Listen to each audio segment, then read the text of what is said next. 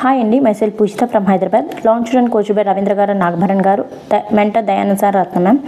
Today topic B vitamins.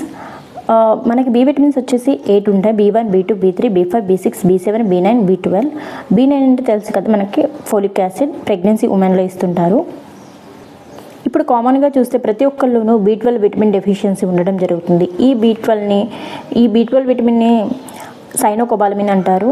ఇది మనకి మెదడుకు, నరాలకు, ఎర్ర రక్త కణాలకు సహాయపడుతుంది.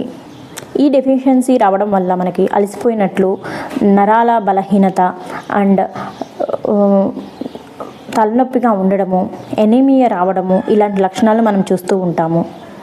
దీని నార్మల్ రేంజ్ వచ్చేసి మనకి 500 to 600 ఉండాలి. సో ఈ డెఫిషియన్సీ వస్తే ఇది ట్యాబ్లెట్స్ ద్వారా కానీ ఇంజెక్షన్ రూపంలో కానీ మనం తీసుకోవచ్చు. ఇది 3 months యూజ్ చేయాలి. అండ్ B12 ప్లస్ ఎనీమియా ఉంటే మనకి B12 అండ్ ఐరన్ ట్యాబ్లెట్స్ ఇవ్వడం జరుగుతుంది డాక్టర్స్. అలాగే B12 ప్లస్ నరాల బలహీనత ఉన్నవారికి B12 ప్లస్ ఫోలిక్ యాసిడ్ ఇవ్వడం జరుగుతుంది. సో ఇవి మనం 3 months ప్రాపర్గా యూజ్ చేయాలి.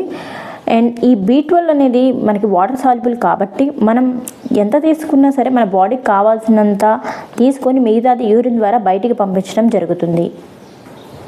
B12 అనేది మనం 1000 to 2000 మైక్రోగ్రామ్ తీసుకోవాలి ప్రతిరోజు కూడాను.